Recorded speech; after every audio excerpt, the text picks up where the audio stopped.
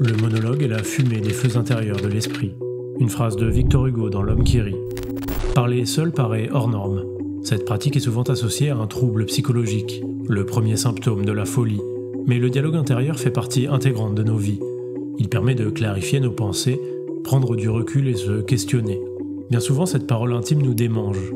Alors, quand la situation le permet, que la solitude nous trouve, la pensée franchit la barrière de l'esprit pour briser le silence. Elle prend alors une toute autre dimension. L'expulsion d'une idée soulage. Le soliloque matérialise des sentiments qui appartenaient jusqu'alors au domaine de l'impalpable.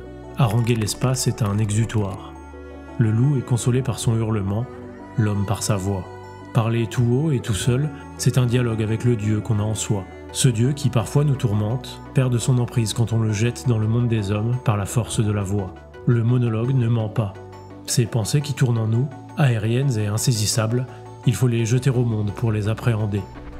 Celui qui ne l'a jamais fait est comme un loup silencieux. Il est condamné à une triste solitude.